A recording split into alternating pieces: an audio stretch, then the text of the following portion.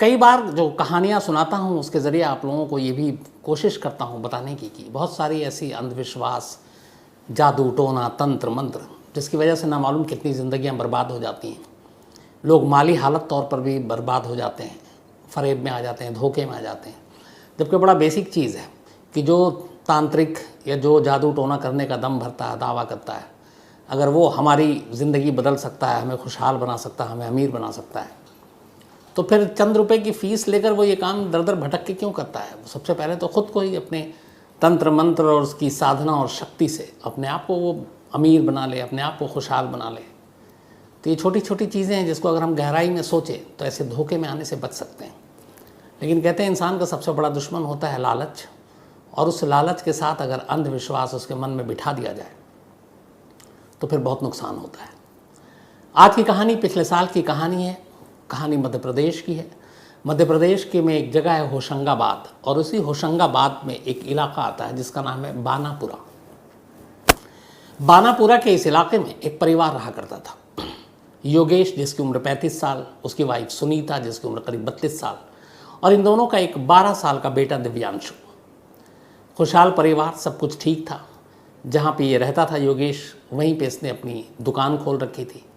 दुकान ठीक ठाक चलता।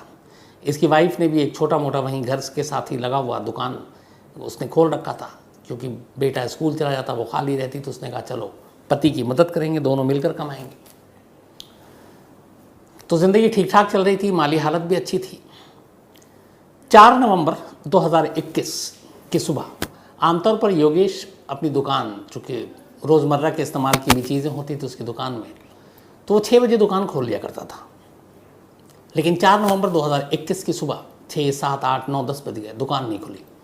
अब लोगों को बड़ा अजीब लगा, क्योंकि अक्सर ऐसा होता नहीं है, और योगेश वक्त पे दुकान खोलता है और उसे मालूम है कि आसपास के लोग जो हैं वो ज़रूरत के सामान लेने के लिए सुबह सुबह उसी के पास आते हैं। फिर लोगों ने सोचा कि हो सकता है दिवाली है, अमावस्या की रात है, तो वो योगेश अपने पिता के पास चला गया हो। उसके जो पिता थे वो वहीं पे एक थोड़ी दूरी के पास एक जगह है आंवली घाट, तो वहाँ पे उनका पूजा सामग्री का बेचते थे, उसकी दुकान वुकान थी। तो अक्सर अमावस्या या ऐसे कोई भी ख़ास मौके पर जब पूजा वूजा होती तो योगेश अपने परिवार के साथ उन्हीं के पास चला जाता। तो मोहल्ले वालों को भी यही लगा कि शायद आज दुकान न खुलने की वजह यह है कि वो अपने पिता के पास गया। सुबह से शाम हो गई, दुकान खुली नहीं। लेकिन फिर देर शाम 5-6 बज गए, अचानक मोटरसाइकिल पर एक नौजवान आता है और योगेश के घर के दरवाजे को खटखटाता है। काफ़ी देर तक खटखटाता है, अंदर से कोई जवाब नहीं मिलता। तब तक कुछ पड़ोसी आ जाते हैं, तो बताता है कि मैं असल में आज आंवल घाट गया था और वहाँ पे मेरी मुलाकात हुई एक शख्स से। उन्होंने कहा कि तुम उधर जा रहे हो, और यानी इस इलाके में, तो वहाँ मेरा बेटा है, उसका घर है, ये पता है, तो इसको कुछ ये प्रसाद और बाकी चीज़ें दे देना। तो ये मैं प्रसाद देने के लिए आया।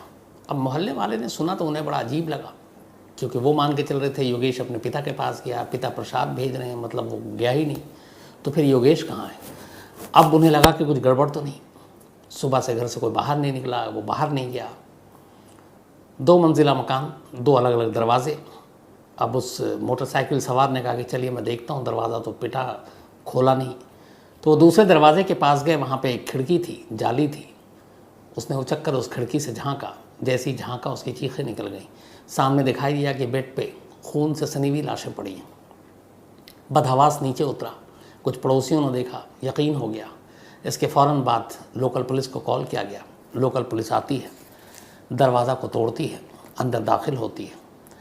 अंदर कमरे के योगेश, उसकी बीवी और बेटे, तीनों की खून से लथपथ लाश पड़ी थी, और घर के कुछ सामान इधर उधर अस्त व्यस्त थे। अब एक साथ घर में 3 लाशें, पूरा मोहल्ला दंग रह गया। पूरे मोहल्ले में एक तरह से खौफ, दहशत फैल गई कि ये मामला क्या है।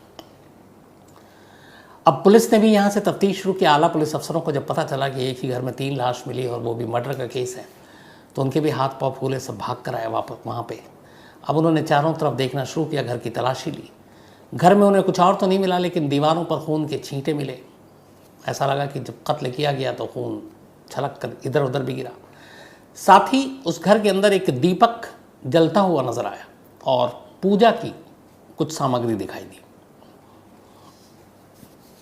फॉरेंसिक टीम आई, जांच वाँच हुई, साथ में खोजी कुत्ते को लाया गया। अब जब खोजी कुत्ता आया तो खोजी कुत्ते को घर में कुछ चीज़ें सुंघाई गई और उसके बाद वो कुत्ता वहाँ से निकलता है और बानापुरा ये इलाका जो था, वो कुत्ता वहाँ से निकलकर तेज़ी से बानापुरा रेलवे स्टेशन की तरफ भागता है। रेलवे स्टेशन के प्लेटफॉर्म नंबर 1 पर पहुँचता है और वहाँ जाकर रुक जाता है। अब घर से लेकर योगेश के वो बानापुरा रेलवे स्टेशन तक आया, प्लेटफॉर्म नंबर 1 पर रुक गया। पुलिस ने इससे अंदाज़ा ये लगाया कि जो भी कातिल है, कत्ल करने के बाद वो रेलवे स्टेशन आया और उसने यहाँ से ट्रेन पकड़ी और फिर यहाँ से निकल गया।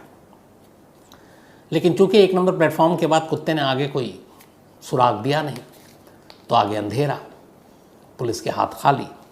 अब पुलिस ने अपनी तफ्तीश को फिर भी आगे बढ़ाई। लोग भी परेशान थे, 3 कत्ल। तब तक योगेश के पिता और बाकी फैमिली वाले को खबर दे दी गई थी, वो भी पहुंच चुके थे।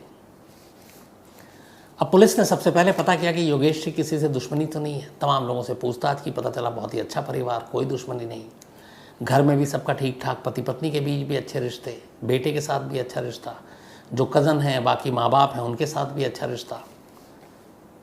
तो फिर क्या, आखिर कौन है कातिल? पुलिस इसी उधेड़बुन में लगी रही थी। अब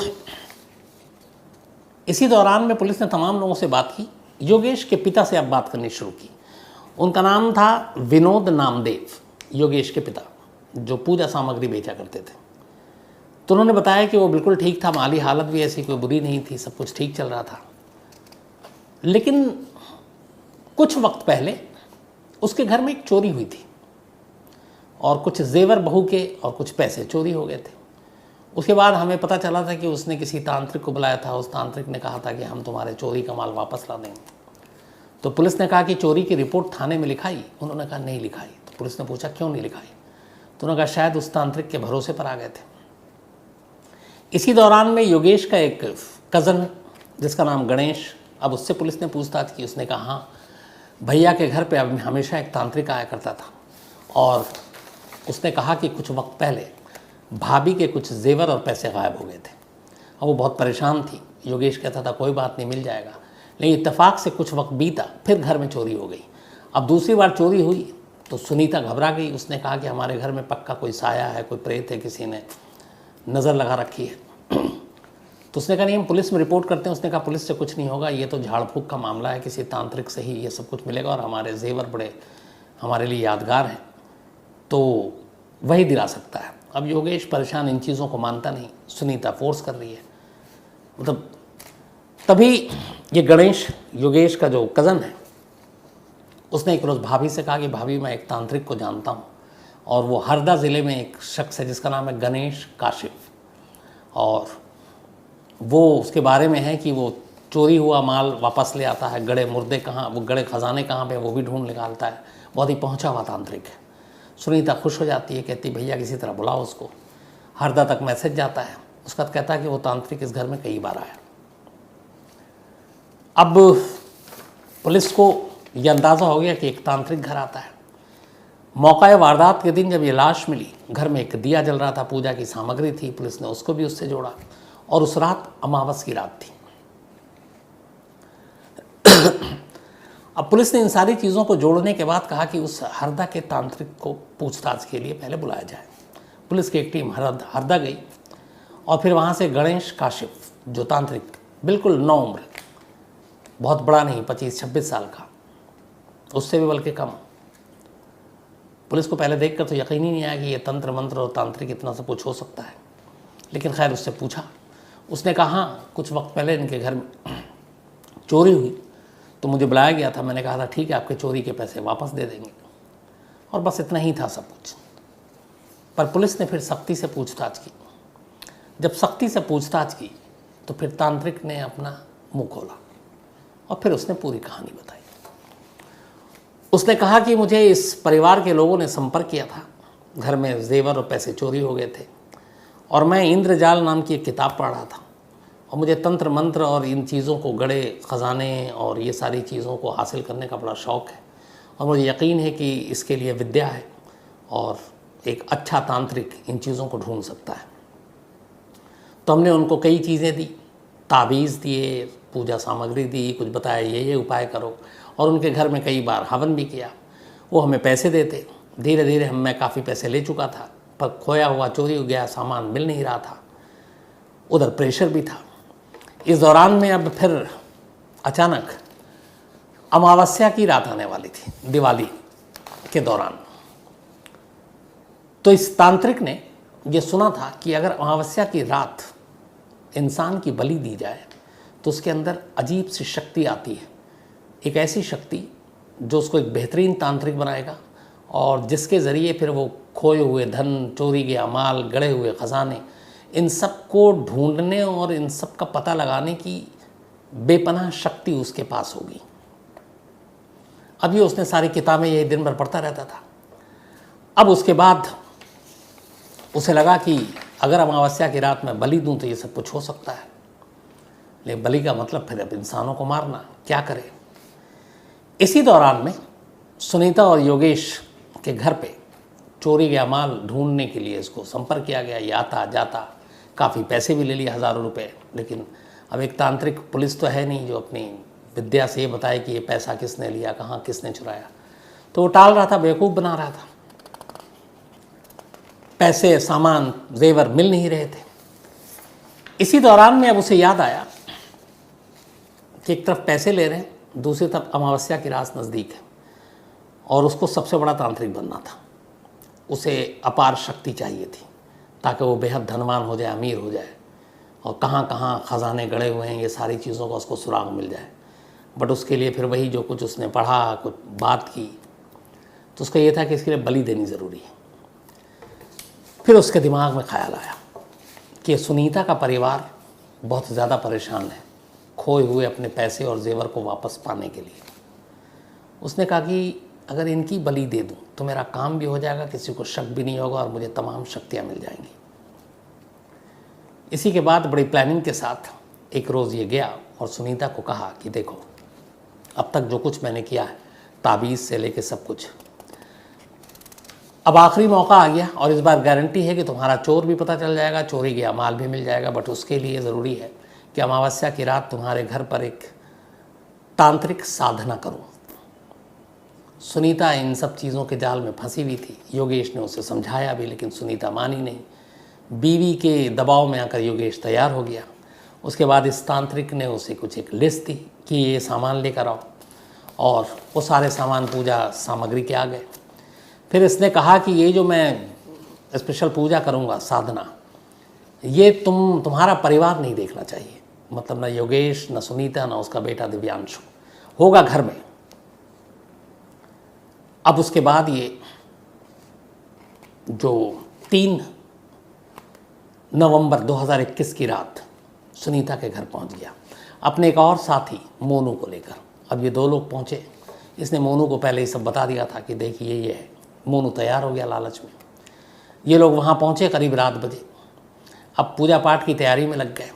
ये भी इन्होंने कहा था कि हम खाना खा कर जाएंगे और पूजा में काफ़ी समय लगेगा। तो उन्होंने कहा कि एक काम करो, तुम लोग खाना खा लेना और खाना खाकर तुम लोग आराम करना, क्योंकि पूजा तो तुमको देखनी नहीं है, क्योंकि ये स्पेशल साधना है। तो सुनीता मान गई, खुश हो गई। उसके बाद उसने एक पुड़िया दिया सुनीता को। उसने कहा ये भभूत है, तुम जो भी सब्ज़ी बना रही उसमें डाल देना, इससे सारी बलाएँ दूर हो जाएंगी। और वो एक भभूत भस्म जैसी चीज़ उसने उसको दे दी कि इसको सब्ज़ी में डालनी है। सुनीता खुश हो गई। उसे लगा कि आज तो कल्याण हो जाएगा, आज स्पेशल पूजा भी है, सब कुछ ठीक होगा, पैसे मिल जाएंगे। उसने खाना खाया। तांत्रिक ने कहा कि अब तुम दोनों आराम करो, जब पूजा खत्म होगी हम तो तुम्हें उठा लेंगे। तीनों अपने कमरे में चले गए। वो भभूत असल में बेहोशी की दवा थी। तीनों ने खाना खाया, तीनों बेहोश हो गए। अब देर रात करीब 2 घंटे तक अनुष्ठान किया इसने उसी घर में। पर यह अनुष्ठान चोरी गए सामान को वापस लाने के लिए नहीं था, बल्कि इंसानों की बलि देने से पहले किया जाने वाला जो भी उसने पढ़ा था वो कर रहा था। 2 घंटे तक अनुष्ठान किया। रात के करीब 12 बजे के आसपास इसने अब ये चेक करना था कि वो तीनों सो गए, उनके ऊपर बेहोशी की दवा ने असर किया कि नहीं। तो ये उठता है, आवाज़ देता है, पहले सुनीता को, फिर सोनू को, फिर दिव्यांशु को। उधर से कोई जवाब नहीं मिलता। फिर ये चुप से अंदर दाखिल होता है। जब अंदर दाखिल होता है तो देखता है कि तीनों बिस्तर पर हैं, बेसुध हैं। फिर ये अपने साथ कुल्हाड़ी लेकर आया था, उस वजनी चीज़ से तीनों के सर पे वार करता है और उससे पहले वहाँ पे दिया विया सब कुछ जलाता है और तीनों का एक एक कर वो कत्ल कर देता है। तीनों विरोध नहीं करते कि कोई तीनों बेहोश थे, उस भभूत के नाम पर ऑलरेडी खाने में वो बेहोशी की दवा खा चुके थे। फिर ये दोनों कत्ल करने के बाद उस घर में रखे बाकी पैसे, बाकी जेवर उठाते हैं। मोटरसाइकिल से आए थे, मोटरसाइकिल पर बैठते हैं।